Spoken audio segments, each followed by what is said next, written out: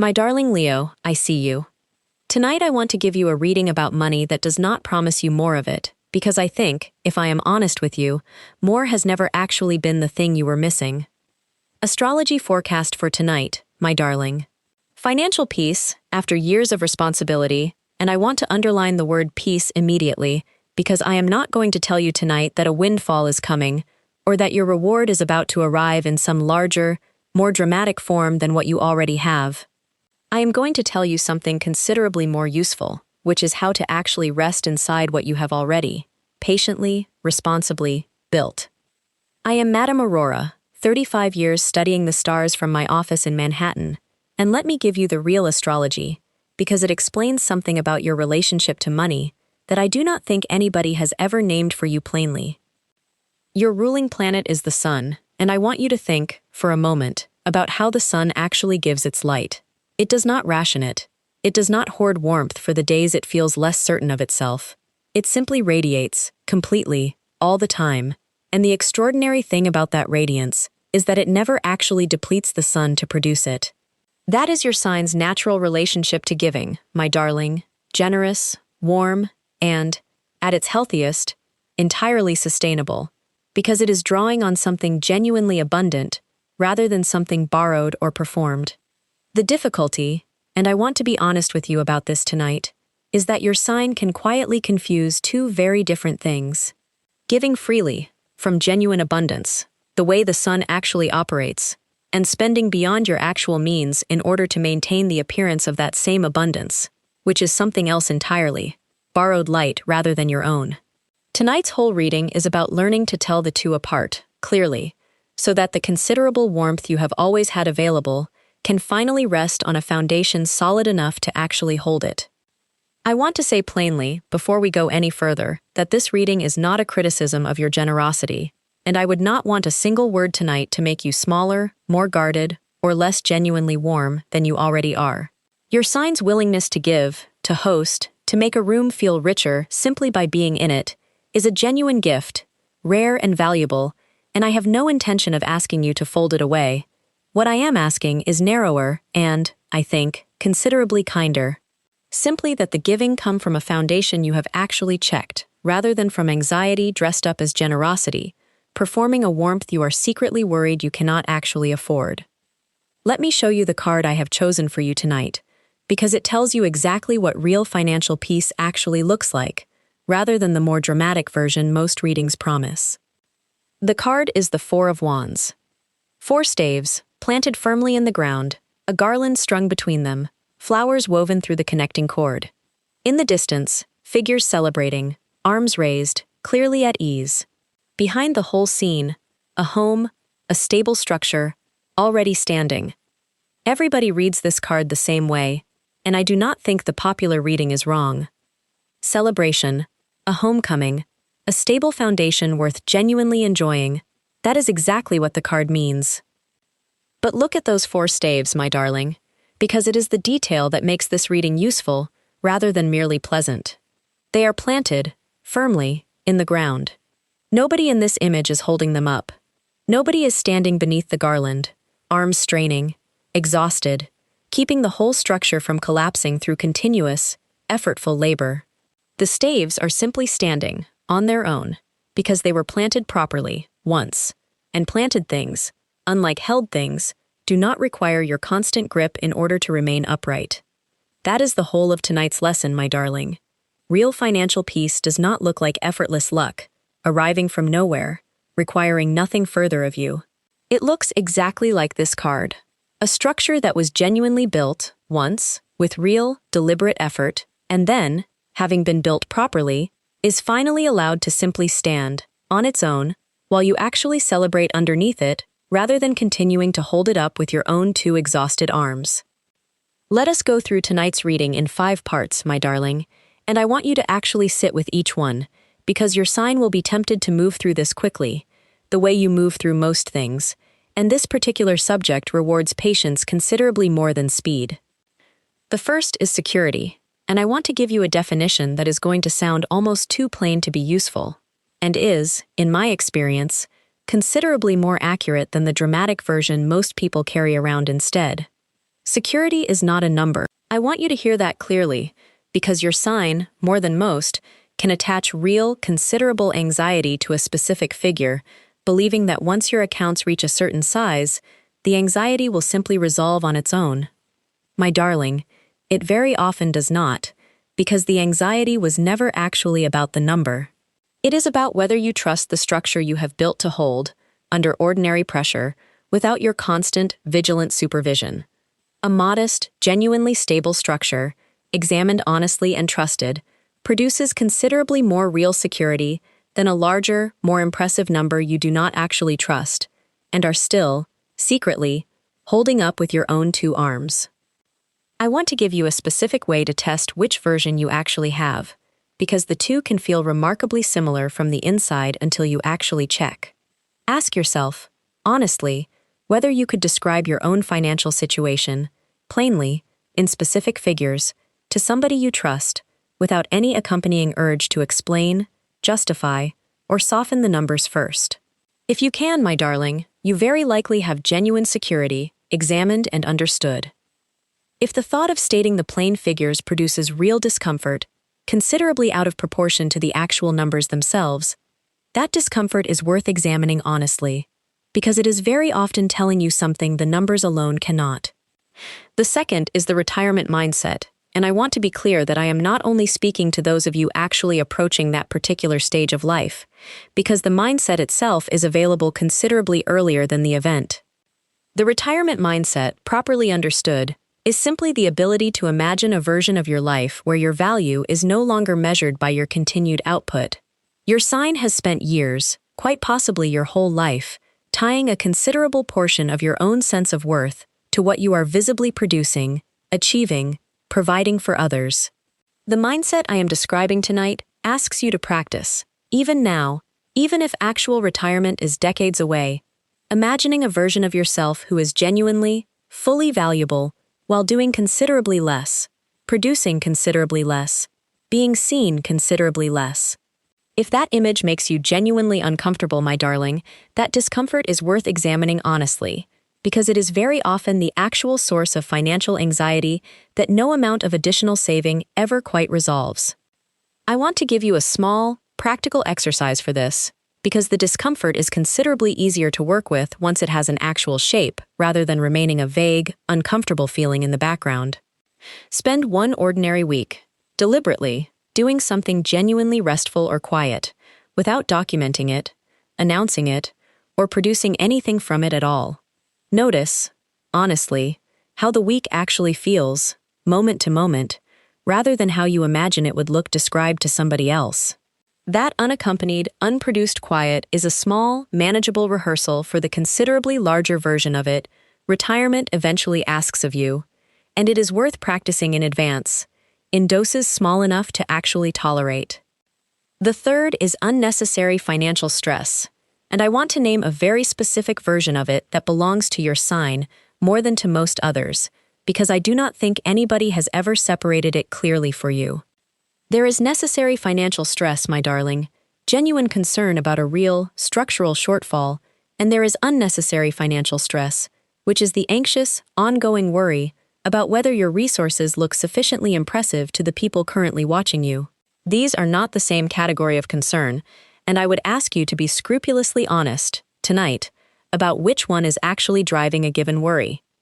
A great deal of what your sign spends, and a great deal of what your sign then worries about afterward, exists specifically to maintain a visible impression of abundance, rather than to actually build the private, structural security tonight's reading is concerned with. The stress attached to maintaining an impression is genuinely exhausting, my darling, and it is also, I want you to hear plainly, entirely optional, in a way the stress attached to a real shortfall is not. I want to name the specific mechanism that keeps this particular stress running, because understanding it makes it considerably easier to actually interrupt. Your sign is unusually attuned to how a room receives you, and that attunement, genuinely useful in most areas of your life, becomes a liability here, because it means you very often know, almost instinctively, when a purchase or a lifestyle choice has registered with somebody watching, and that registration produces a small, satisfying hit of exactly the validation your sign has always responded to. The spending is not really about the object at all, most of the time. It is about that small, reliable hit, and naming it honestly is most of what is required to stop mistaking it for genuine financial need. The fourth is priorities. And this is where the whole reading actually becomes practical rather than simply philosophical. I want you to think, honestly, about your spending over the last several months, and sort it, plainly, into two categories. What you spent, because it genuinely, privately, brought you joy, warmth, or real comfort, entirely apart from anybody else's awareness of the spending. And what you spent because it maintained an image, a version of yourself you wanted witnessed, admired, or simply not pitied. Both categories are allowed to exist in a healthy financial life, my darling, and your sign, more than most, deserves genuine, unapologetic enjoyment of what it earns. What is worth examining honestly is the ratio between the two, and whether that ratio currently reflects your own actual values or a set of borrowed expectations about what a person in your position is supposed to be seen doing with her money. I want to give you a practical way to actually sort this, because a general impression of the ratio is easy to get wrong in either direction. Go through your last 3 months of spending, item by item if you can manage it, and beside each entry, write either a J for genuine, private joy, or an A for audience, meaning it existed at least partly to be seen or admired. Do not judge either category as you go. Simply mark them honestly. When you are finished, count them. Most people, my darling, are genuinely surprised by the actual ratio, in one direction or the other, once they have counted rather than estimated. Let me tell you about Theodosia, because I think her story shows exactly how this ratio can quietly reverse itself over years without anybody actually deciding it should. Theodosia was a Leo client of mine, born in early August, who came to me in her early 60s, several years into what she described, carefully, as a comfortable retirement, though she admitted, once we had actually spoken for a while, that comfortable was not quite the honest word for how it actually felt from the inside. She had built, over a genuinely long, responsible career, a solid, well-managed financial foundation, considerably more than sufficient for the life she was actually living. And yet she told me she still felt, most weeks, a low, persistent hum of financial anxiety, checking her accounts more often than the numbers themselves ever actually warranted, feeling a specific tightness whenever a friend mentioned a holiday or a purchase Theodosia had not, herself, made recently. I asked her to do the exercise I have just given you, sorting her spending honestly across the previous year into what genuinely brought her private joy and what maintained an image for other people to witness. She sat with the list for a considerable time before she spoke again. She told me, with real surprise in her own voice, that a significant portion of what she had spent, hosting elaborate gatherings she found, if she was honest, more exhausting than joyful, maintaining a home considerably larger than she actually needed or particularly enjoyed living in, existed almost entirely for an audience she could not, when pressed, actually name specifically. Nobody had asked her to maintain any of it. She had simply absorbed, across decades, an expectation of what a woman in her position was supposed to be seen doing with her considerable, hard-earned resources. I asked her what she thought would happen if she simply stopped. She said, quite plainly, I do not actually know, and I think that not knowing is precisely why I have never tested it. She did test it, over the following year, scaling back the elaborate hosting to something considerably smaller, and, by her own account, considerably warmer, and redirecting some of what she had been spending toward things that had produced genuine joy on her own honest list, private, quiet, entirely unwitnessed comforts she had been quietly underinvesting in for years. She told me some months later that the persistent hum of anxiety had genuinely, measurably quieted, not because her actual numbers had changed significantly, they had not, but because she had finally stopped spending a considerable portion of her own resources maintaining a structure nobody, including her, actually needed her to keep standing. I asked her whether she had lost anything genuinely valuable in the scaling back. She thought about it seriously, the way she thought about most things I asked her, and said, honestly, 1 or 2 friendships thinned, a little, once the elaborate hosting stopped being the primary way she stayed in touch with certain people. She told me she had grieved that briefly, and then noticed, once the grief passed, that the friendships genuinely worth keeping had simply found other, smaller ways to continue, considerably more easily than she expected, and the ones that had only existed around the hosting itself were, she came to understand, never actually about her specifically in the first place. Now, before I give you the last part of tonight's reading, if any of this has landed, tap that little like button below this video. It helps this reading find somebody else who has been quietly maintaining a structure nobody actually needed her to keep standing. And if you are not yet subscribed, this is the moment, because I make readings exactly like this one for every sign, and I would love for you to be here when the next one arrives. The fifth and final part is sensible confidence, and I want to tell you what that phrase actually means, because it is not the same thing as certainty, and I do not want you waiting for a feeling that was never actually going to arrive in full. Sensible confidence, my darling, is not the absence of any financial worry whatsoever. It is trusting a structure you have actually, honestly examined, the way I asked you to examine your own security earlier tonight, rather than a structure you are simply hoping, anxiously, will hold. The difference between the two is examination. Theodosia's structure was, in fact, genuinely solid the entire time she was anxious about it. What was missing was not more money. It was an honest, deliberate look at what she had already built, which she had simply never taken the time to actually do, preferring, instead, to keep vaguely worrying rather than sitting down and checking properly. I would ask you, my darling, to do exactly that this week, with real, specific numbers rather than a general feeling. Look at what you have actually built. Compare it, honestly, to what your genuine, examined needs actually require, set apart from the borrowed expectations I described earlier. If the structure holds, under that honest scrutiny, let yourself actually believe it, the way Theodosia eventually did, rather than continuing to hold the whole thing up with your own exhausted arms, simply because you have not yet given yourself permission to let go. And if the structure genuinely does not hold, once you have actually looked honestly, my darling, that is worth knowing plainly as well, and worth taking to somebody qualified to help you strengthen it properly, a financial advisor rather than only tonight's reading. I am not a financial professional, and nothing tonight replaces an actual, careful review with somebody trained specifically to examine your particular numbers. What I can offer you is the honest look itself, and the permission to trust what you find there, once you have actually found it, whichever direction it turns out to point. Leave me a comment, my darling, if this reading found you tonight, and I want the specific thing rather than the general thing. Tell me, in one word, which of tonight's 5 parts actually touch something real: security, retirement, stress, priorities, or confidence. I read every single comment, truly, and I want to tell you why I am asking for so little.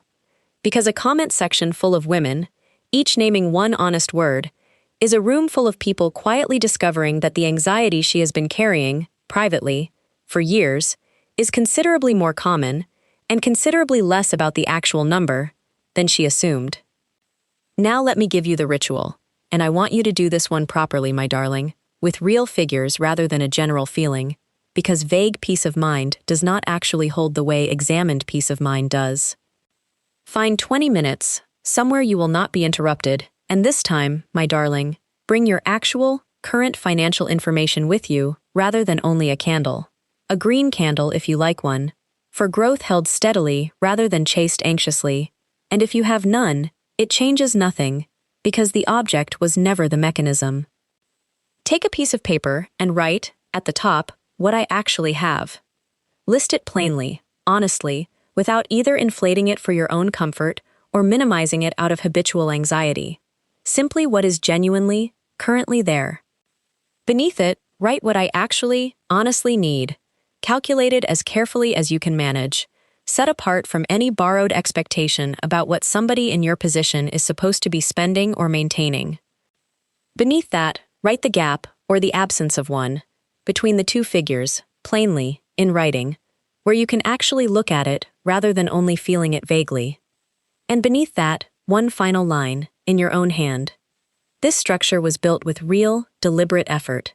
It is allowed to simply stand now, without my constant grip. Keep the page, my darling, somewhere you will see it again the next time the anxious hum returns.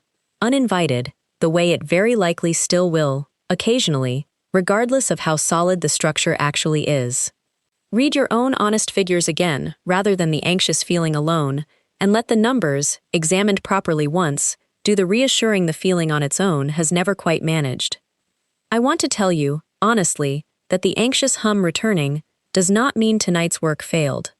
Theodosia still felt it occasionally, months after her own numbers had genuinely settled, and told me she had simply learned to treat its arrival as a cue to reread her own page, rather than as evidence that the piece itself had been false all along. A feeling returning is not proof the examined truth beneath it was wrong. It is simply a feeling, doing what anxious feelings do, and your own written page, once it exists, is considerably more reliable than any single visit from that particular feeling ever needs to be believed over. Now, my darling, let me give you the thing I have been building toward the whole of this hour. Do you remember the 4 staves in tonight's card, planted firmly in the ground, holding up a garland nobody in the image is actually straining to support? I want to give you the full weight of that now, because I think it is the actual answer to the anxiety Theodosia carried for years, despite a genuinely solid foundation, and I suspect it is the answer to some portion of what you are carrying tonight as well. You have very likely been treating your own financial security as something that requires your continuous, vigilant effort in order to remain standing, the way it might if you were still actually building it. My darling, at a certain point, for a great many of you listening tonight, the building is genuinely finished, and what remains is not more construction. It is simply trust, the willingness to actually let a properly planted structure do what planted structures do, which is stand, on their own, while you finally step back and enjoy what is underneath the garland, rather than continuing to grip the staves out of a habit that no longer matches your actual circumstances. I want to say one further thing about the word enough, because your sign, more than almost any other, has a complicated relationship with it. Enough can feel, to a sign built for magnificence, considerably smaller than what you actually deserve, a kind of settling, rather than an achievement. My darling, I want to correct that plainly, one final time. Enough, properly defined, examined honestly against your genuine needs rather than borrowed expectations, is not a smaller version of magnificent. It is the actual foundation magnificent has always required in order to be sustainable, rather than borrowed, and performed, and quietly, exhaustingly held up by your own 2 arms. Think of the sun once more, my darling, because I think it is the clearest image available for what I am actually asking of you tonight. The sun does not dim itself in order to seem modest, and it does not need to grow larger in order to seem impressive. It simply burns at exactly the scale it actually is, consistently, without performance and without apology. And that consistency, more than any single dramatic flare, is precisely what has made it reliable enough for every living thing on this earth to actually build a life around. Your own financial peace, my darling, is going to work the same way. Not a single, dramatic proof of magnificence. A steady, honest, sustainable burn, exactly the size it actually is, that everybody around you, including you, can finally learn to rely on. My darling, before I let you go, 3 small things. 1. If any part of this reading found you tonight, if you recognized your own persistent hum of anxiety in Theodosia's story, or your own borrowed structure in the ratio I asked you to examine, tap that like button. It helps this reading find somebody else who needs exactly this permission tonight. 2. Subscribe and turn on the bell, because I make readings like this one for every sign, and I would love for you to be here when the next one arrives. 3. And this is the one I care about most. One word, which of the 5 parts actually touched something real? And if this reading gave you something and you ever want to say thank you more directly, a super thanks is never expected and always felt, and it is a genuine part of how I keep making these readings as carefully as I make them. If you know another Leo who has been quietly maintaining a financial structure nobody actually needed her to hold up, send this to her tonight. You may not realize how much a single share matters. It is how this work finds the person who needs it. Thank you, my darling. This community has become something I genuinely did not expect when I began. Financial peace, after years of responsibility. That is the title, and I want to close by telling you exactly what I mean by it, because it is not entirely what you thought when this hour began. It does not mean a larger number arriving to finally, permanently silence the anxious hum you have been carrying. It means the structure you have already, responsibly built, examined honestly, trusted properly, and released from your own exhausted, continuous grip, so that you can finally stand underneath your own garland, the way the figures in tonight's card do, actually celebrating what took years of genuine, deliberate effort to plant. Security, measured in trust rather than in a number. The retirement mindset, practiced now, regardless of when the actual event arrives. Unnecessary stress, separated honestly from the real kind. Priorities, sorted by what genuinely brings you joy rather than what merely maintains an image. And confidence, sensible and earned, built on an honest look at what you have actually, already, achieved. You built this properly, my darling. Let it stand. I am Madame Aurora from Manhattan, and I love you, my dear Leo. I will see you in the next reading.